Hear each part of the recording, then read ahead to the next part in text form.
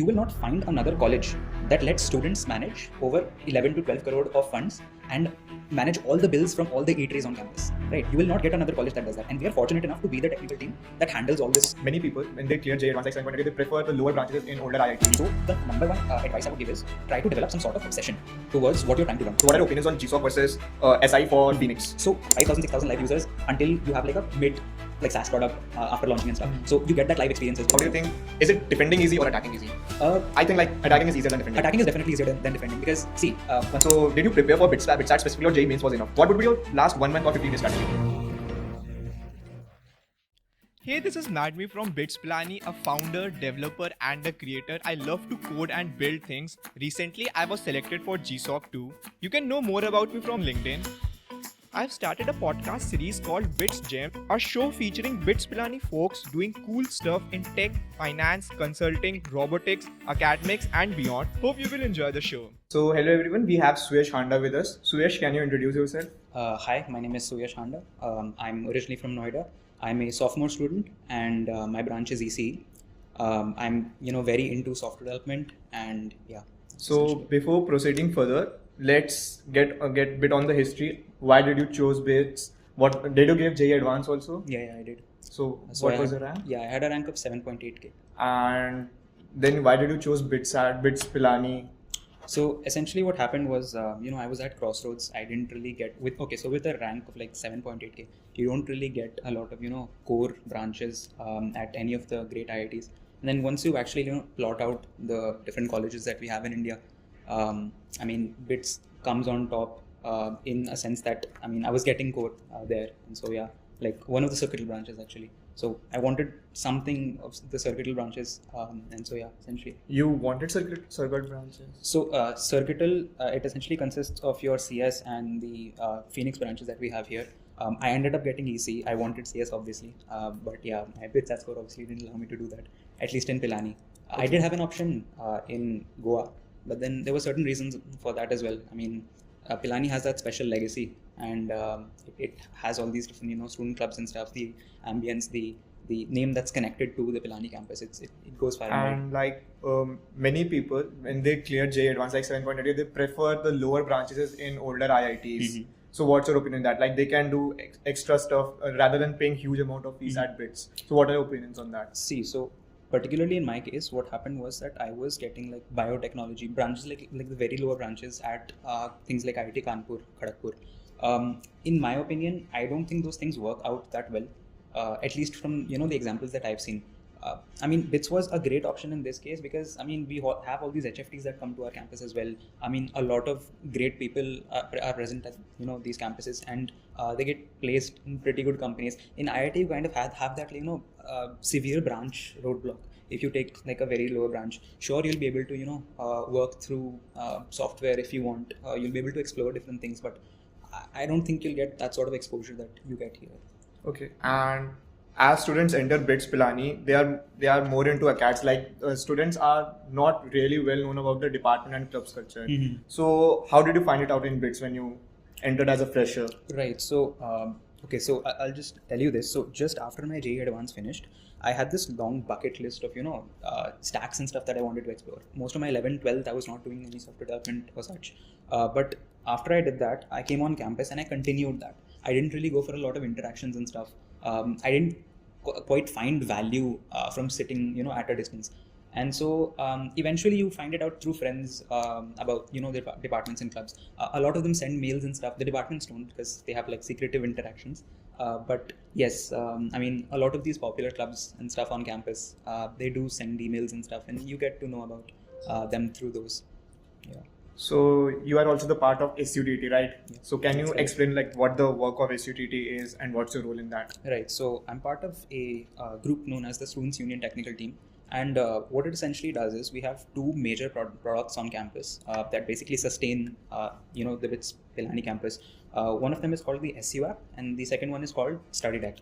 And what essentially happens is every single payment that happens at all of these eateries that are on campus, which amounts to about 11 crore rupees a year, that goes through our app. it is essentially a credit economy if you think about it. I mean, it is better for students to pay all their dues at the end of the semester and think that they have that false illusion, and that's why they spend up to 11 crore. About study deck, I mean, it's one of the most crucial resources on campus for anybody to study in a sense. And apart from that, we're also now handling the Bossum Fest, which is the sports fest that we have on campus. Happens in September.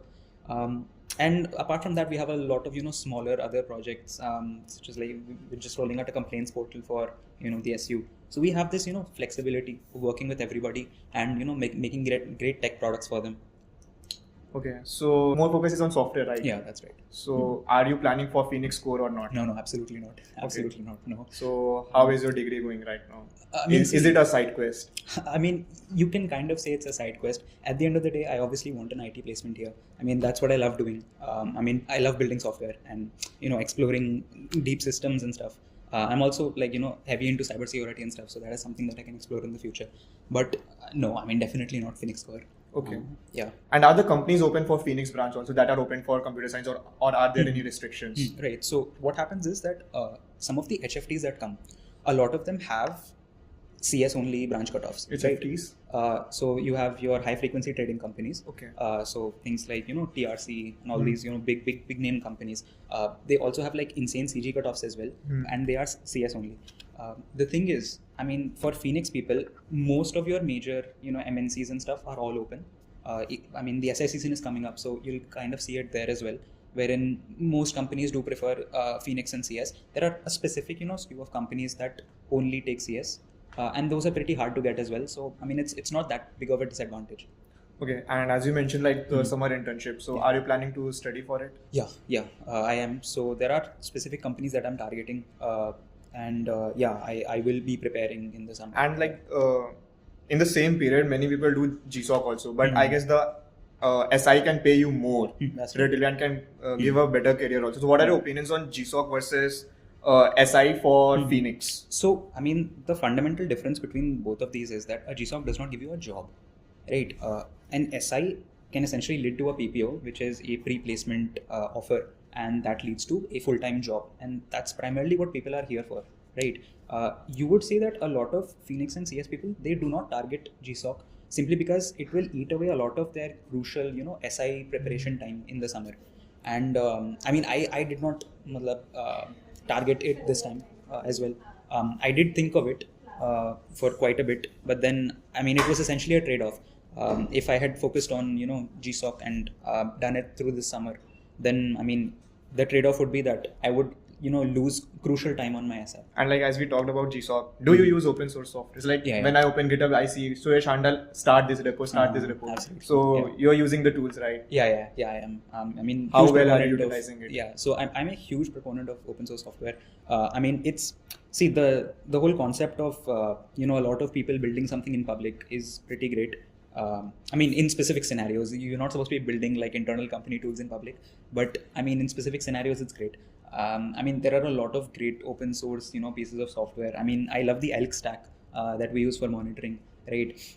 You have Elasticsearch, Loki, and then I love Grafana, Prometheus as well. These are like great pieces of open source software that can really help you visualize a lot of metrics in your applications, especially during fest times. That's when we need a lot of metrics and stuff.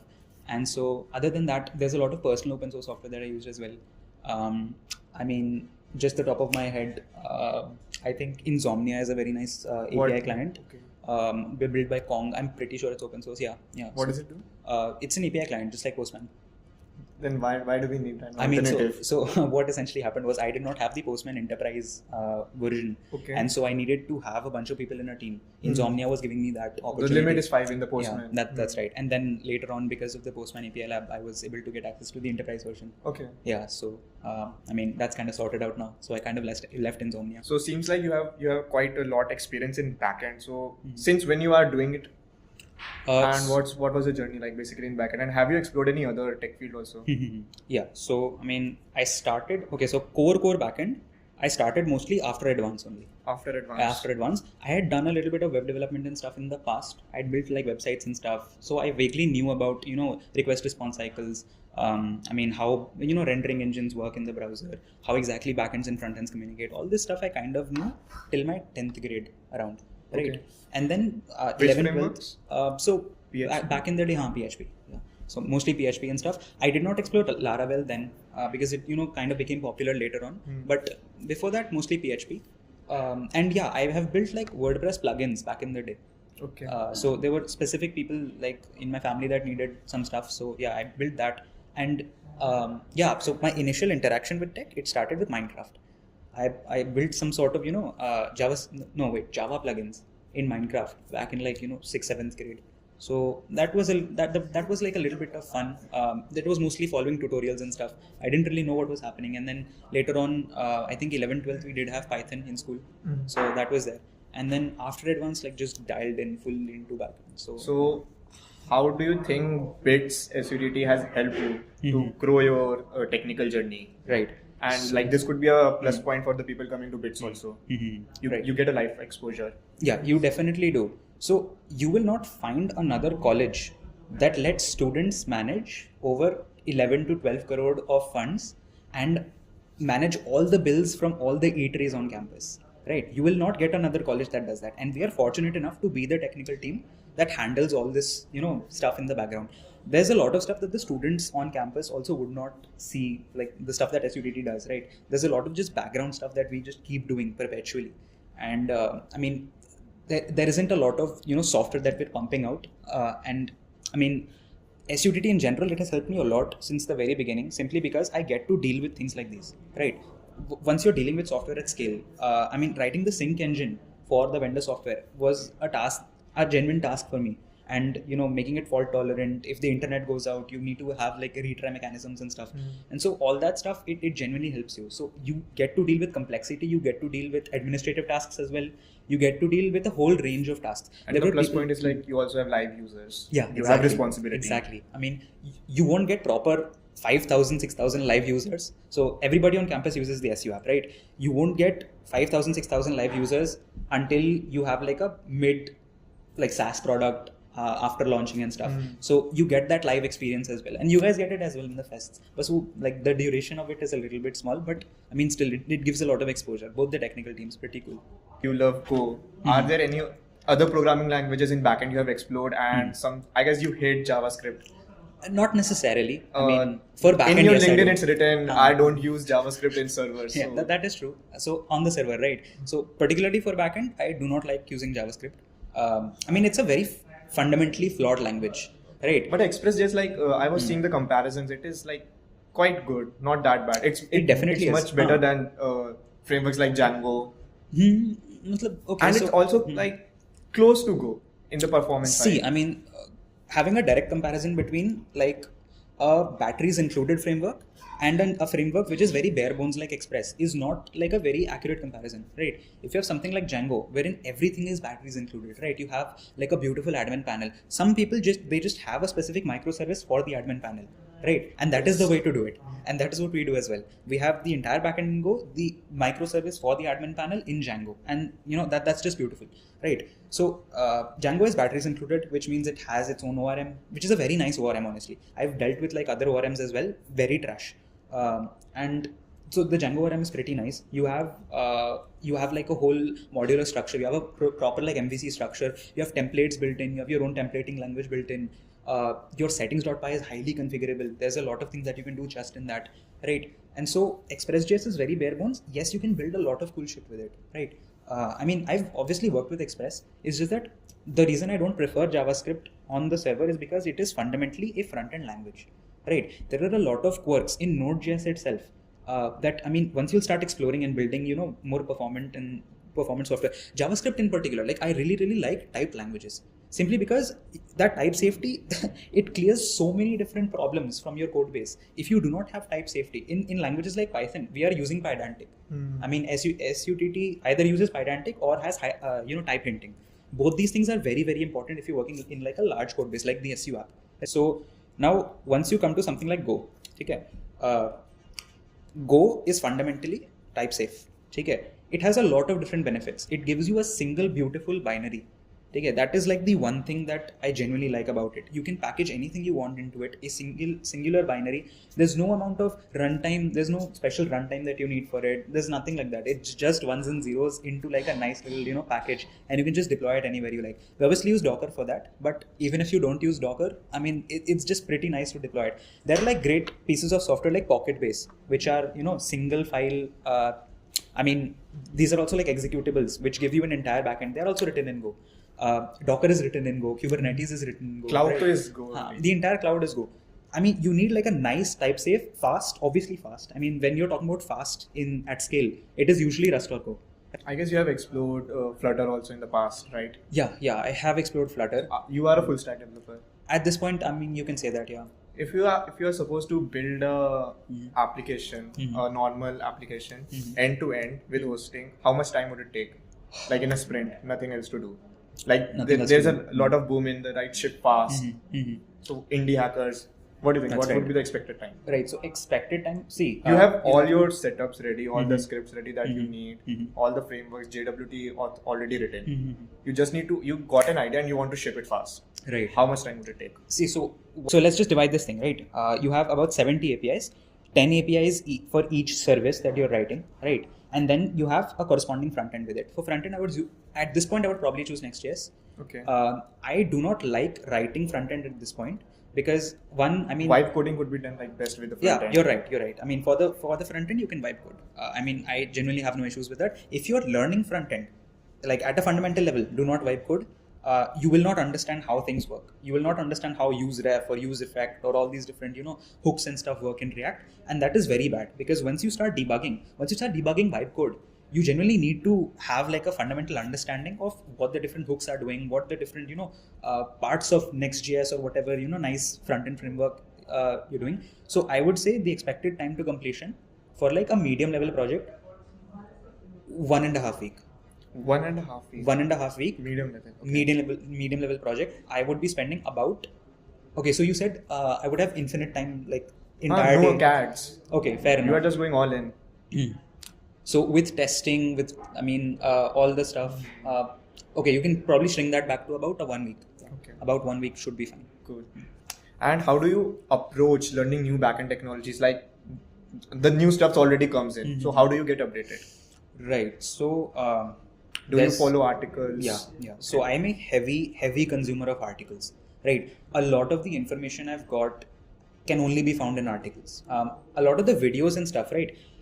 So at my level, I mean, I don't want to brag or anything, but like at my level, you won't find a lot of videos that can give you a lot of new stuff, right? You don't have that niche because the number of people that are beginners is much more than the number of people that are at like a decent level and are doing are doing like decent enough projects. And so you won't find a lot of videos, but I mean I do follow like all the big YouTubers and stuff like Theo, Primetime. These guys obviously give like nice content. Then you have articles, right? Medium is a very big resource that I consume. Now the curation of articles, that's very important. And at this point I have curated my feeds enough that if you swipe left swipe right on my phone, the whole Google panel opens, right? The Google panel itself shows so many articles related to my specific niches, right? And I can learn a bunch of stuff only from there. The Google articles algorithm is very nice. Cool. I've somehow curated that over time and I've done that. And there's another very nice resource called daily.dev. Daily.dev is pretty nice. And I've also curated my, things there by, following different hashtags and stuff. The algorithm is not as good as the Google one. Daily.dev gives a lot of generic stuff also. Yeah, exactly. Clickbaits and all. Definitely. You'll definitely find that. It's not as good as the Google thing, but within the entire, surplus of resources that you'll find on daily.dev, you'll definitely find some very specific articles.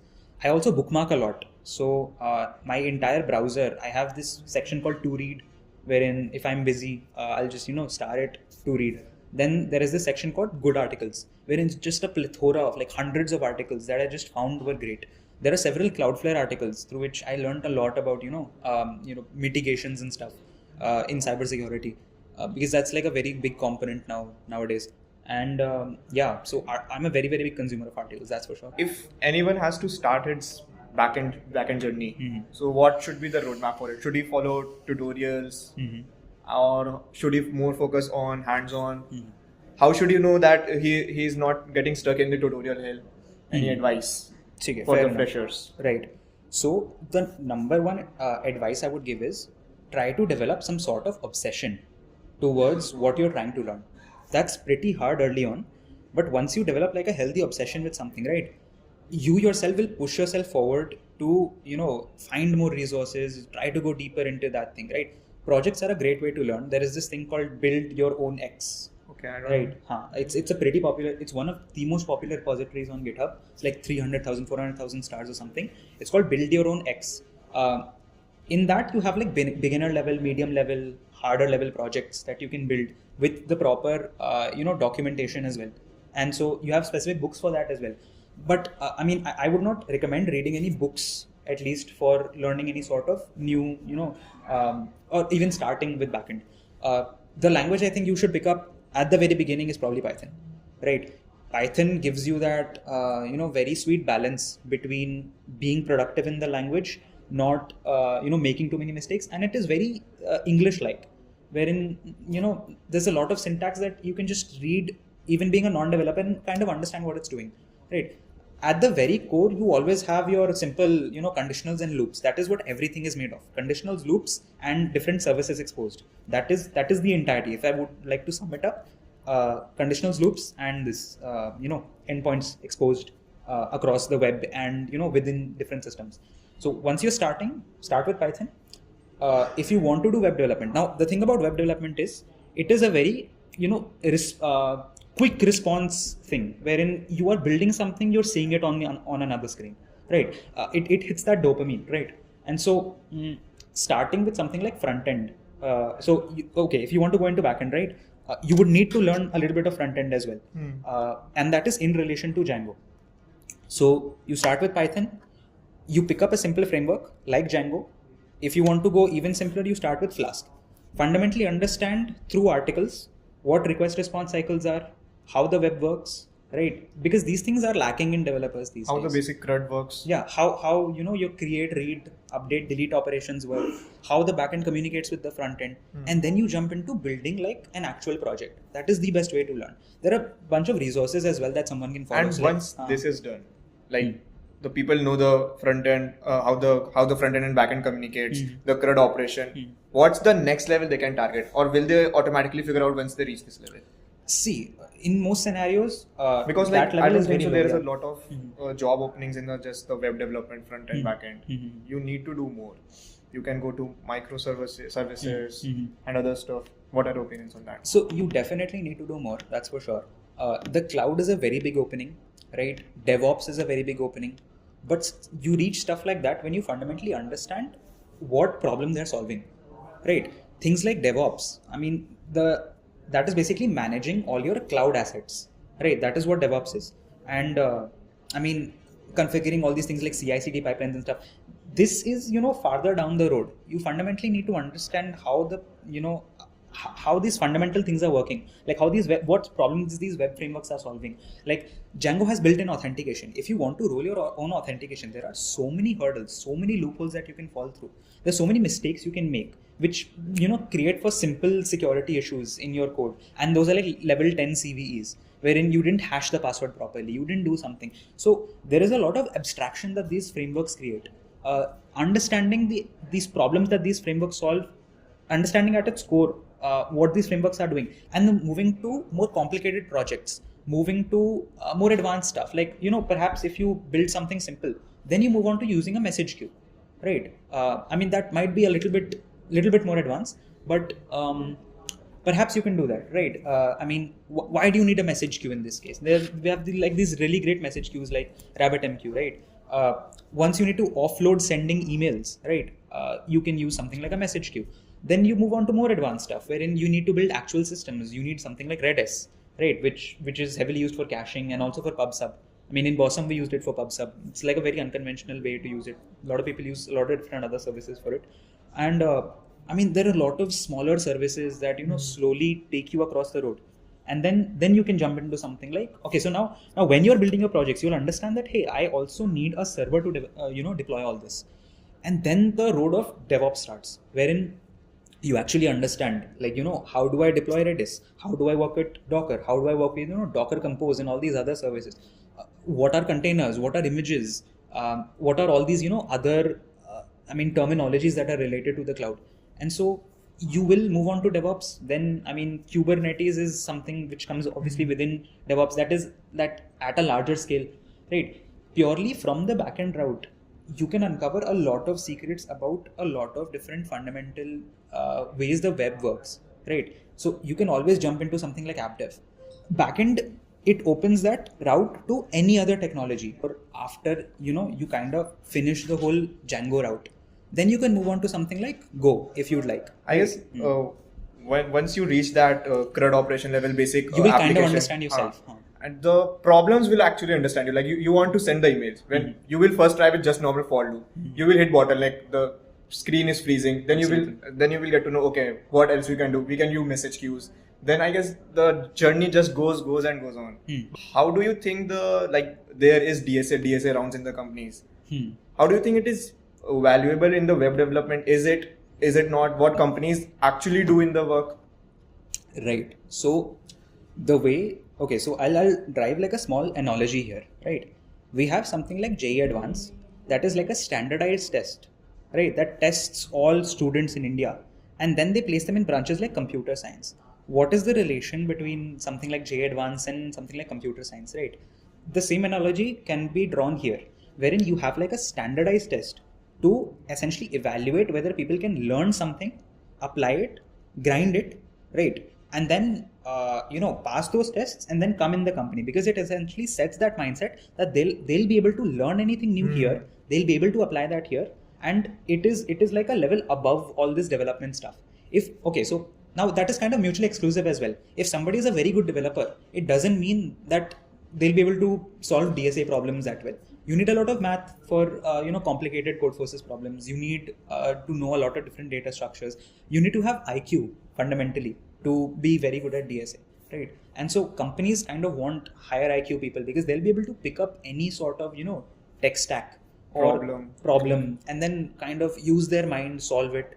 And so DSA at a fundamental level, I think, is a very good measure of testing people and then bringing them in large MNCs. Okay. So as you mentioned, like there are new softwares also that you're building. So what's the development cycle in the SCTT? How the project starts, the different teams involved? So what happens is, it all starts with the ideation part, right? All the teams sit together. So this is for like a fresh project, right? All the teams sit together. They come up with, the different features and stuff that this particular piece of software is going to have, right? And after that part is done, now there is a perpetual ideation that goes on throughout the project, because we're always adding, fresh things to the project. Then it goes to the design team, right? Now the design team has a very important task of laying out all the features in a nice way on like a nice canvas, right? And then presenting it to the other teams. So then it moves on to the front end and back end team, right? Okay. And the design team back end also could be built in parallel, but I guess they are restricted with the design. In some cases they kind of are. Okay. Because you fundamentally need to know what sort of information is to be presented where, right? Then only I'll be able to fine tune my APIs to give you that required information. A lot of people, they overblow their APIs, right? Okay. They send a lot of extra information in, and then that makes the stuff slower. And so you probably shouldn't do that, right? To avoid that, to kind of understand, how the flow of the entire software will work, the UX of the entire software will work, you need to be involved with the design team, and the design team is pretty important in this case.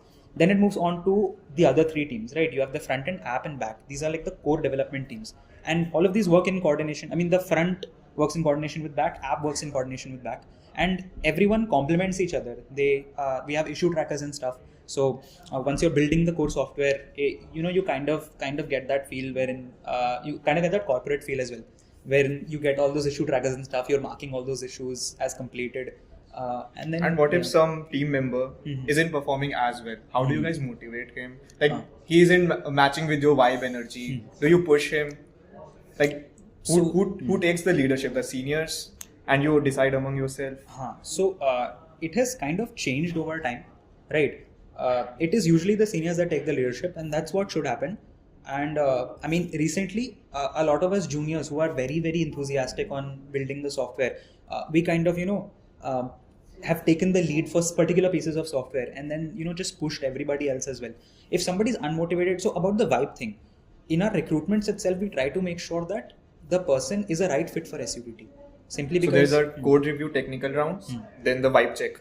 Yes, we do have that. I mean, we honestly did reject a few people last semester. Based on vibe? Yeah, based on vibe. But then it was not like, okay, so if their code points were 100 and then their vibe points were like 60 or something, then we would have taken them. But then in the end, it kind of averaged out to, we needed some vibe points as well. Because in SUTT, you're not only working with software, right? There's a lot of administrative stuff you need to do. There's a lot of talking that you need to do with external stakeholders and stuff. So that's pretty important stuff as well. And if somebody's unmotivated, I mean, we try our best to motivate them. If not, does it happen or not? Not really. I mean, there are a few people that kind of do not want to work. Because people can take it's not helping them in their grades. It's just extracurricular. That's true. So yeah, it does. It can sometimes lead to grades depleting. But yeah, in general, everybody is usually pretty much enthusiastic to work. Over time, as you become a senior, that zeal goes away. I'll try to keep that up. I mean, I'll try to keep that zeal there. But yeah. Are there any other commitments apart from coding? Or you're that geek guy? So, I mean, I don't really have anything major apart from coding. Right? I do play the guitar. It's like a pastime activity. I've seen your video playing the guitar. Okay, all right. I might have to take that down now. But so I do play the guitar. And other than that, I mean, there's not much I can do at this point, simply because I also have like academics that I have to deal with, right? You don't have infinite time. That's the issue. Otherwise, there are things that I would like to explore as well. Right? Everyone needs infinite time. Everybody needs infinite time. But there are definitely things that I would like to explore in the future. Cool. But it's mostly coding and academics. And what are your opinions on microservices versus monolith? At this scale, do you need microservices? Do you guys use it? Or is monolith sufficient? Right. So the primary reason why microservices are used these days is because in corporates, large corporates, you need different teams working on different things and having their own deployment life cycles. Right. In a monolith, that's not really possible. I mean, it's pretty hard to do. You'll have to be very modular in your approach, but it's not very possible.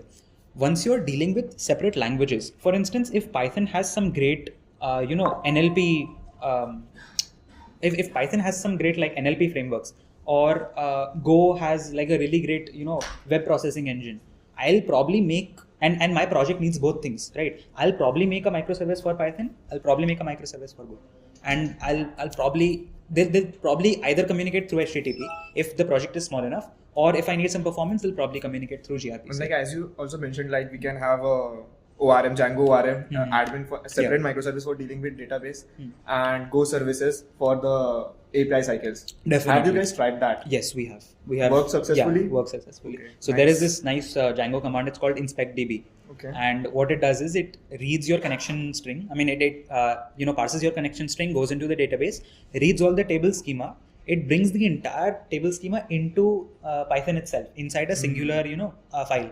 Or I think it prints it to the console. You have to pipe it to a file. And it's a pretty nice way to go about things. You'll still have to fix a lot of different things because relations and stuff don't really, work with inspectdb.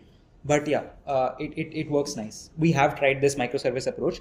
For most things, a monolith will work great. Once you need to branch out to other languages, once your code base is becoming exceptionally large, wherein it is not manageable, you split it into microservices. Once you want to have different teams working on different systems in different deployment life cycles, use microservices. Otherwise, just monolith. Like in Amazon have a large team, so they're the specific team for the auth service, specific team for the cart service. So at that places, it makes sense. It definitely does. Yeah, it definitely does because they have different life cycles. The different product have different life cycles. If you're working in like a large team that is dependent, and plus another thing is the dependence kind of finishes between the different, like this service would not need to depend on this service to work. right? I mean, But then also comes the whole saga pattern of microservices. The databases should be synced and all. that is true. In most cases, you can probably work quite well with a singular database and then multiple microservices around it. But yeah, the saga pattern you talked about, wherein the data sync problems becomes a very large problem. And as you mentioned, you have also interest in cybersecurity. So how was that path? How was it different from backend? And when did you started cybersecurity? And how much you have explored in it? Right. So cybersec essentially complements backend in like a great way. Once you start deploying software, you'll understand like the value of cybersecurity, wherein there are different CVEs coming out every single day. There is like a whole realm of binary exploitation. And those are pretty complicated things, like binary exploitation and all. Those are very complicated. But then you have like lower level exploits, wherein if your service is vulnerable, you will always have issues. I mean, with a lot of different things. I mean, a lot of people are always dependent on your services, especially when you're dealing with something like the SU app and study deck, right? You always have notorious kids trying to break into things. You always have flood of requests from a lot of different bots on the internet. And I mean, we also have our WAF, which is not in-house, but a self-hosted WAF, which is called mod security. And that was essentially put in place because we get floods of requests from a lot of different services, a lot of different crawlers, a lot of different bots and stuff that just try to fish through your, system, trying to find different PHP files, trying to find different configs and environment files. And I mean, ports are another very, very big thing, wherein a lot of people, they leave certain ports open, they expose their services. So that was pretty important initially. I mean, I remember back when we were working in the summer for Bossum, a lot of the SUTT services were exposed through different ports. So we did get that closed at the time. And now I'm like pretty confident with at least defending my own servers. And how do you think, is it defending easy or attacking easy? I think like attacking is easier than defending. Attacking is definitely easier than defending, because see, once you're doing something like defense, right, you need to think in a lot of different realms, wherein you don't really understand where the attack is coming from, how it's working. And the realm of attacks is also so big. So you basically have your simple layer 7 attacks, right? You have your simple HTTP attacks, wherein you're simply pinging a specific resource. DDoS. Yeah, so those DDoSes, they're very simple. L7 simple. Yeah, any script kiddie can essentially pick up anything and do it, right? Then you go kind of, up the OSI model, wherein you have layer 3, layer 4 attacks, wherein you have, different SYN floods, you have your TCP floods, you rapidly connect to a service. With SSH, you have something like channel floods, wherein you open multiple parallel channels and then try to authenticate yourself. And then, there are lots of other different types of DOSes. How well are SQL injections? Are they outdated now? SQL injections do work, mostly with PHP based software, because that are mostly outdated. Yeah, it is outdated. Expect our websites. That's true. Yeah, definitely. AUGSD and stuff. But a lot of people, they expose a lot of stuff through query params itself. And these days, most of the frameworks they come with inbuilt sanitization, right? They come with inbuilt, all those patterns and like pattern matching and stuff to sanitize the inputs and do all that. So the most popular attacks right now, like you said, DOS, DDoS, L7 simple, TCP SYN, L3, L4. Are there any other attacks also? See, I mean, the way you define attack is, pretty multifaceted. So if you want to just simply take down a service, you will do something like a DOS or a DDoS, right? Wherein you take different services. Simple but effective. Wherein you just take down the service. You want to cause downtime to the other side, you do that, right? Then if you want to fundamentally mess with their internal infrastructure, you will try to scan ports, right? And then you try to find different openings in their system, right? You will try to get into their databases. Hijack, like proper reverse SSH. Yeah, you try to open rev shells, right? You try to get into their system, and then you can cause a lot of havoc there as well. A simple DOS, DDoS, see, depending upon the type it is, because there are these things called like Martian DOSes as well, which is very hard to execute because of things like BCP38. You have a lot of internet society rules as well that prevent you from doing a lot of different things, right? You can't really send spoofed packets over, these big ISPs. And so, I mean, you have a lot of different types of attacks that you can do to a particular web application. A lot of web application exploits are there in the world. You have blind SQL injections, you have a lot of different things. I mean, but it's mostly poor configurations, right? It's mostly, the very complicated edge case things, those are security research level things. I haven't really got there yet, obviously. But I mean, I have vastly explored the world of web exploitation. Okay, cool. As you gave BitSat and you got ECE in bits, so did you prepare for BitSat specifically, or JEE mains was enough? What would be your last 1 month or 15-day strategy?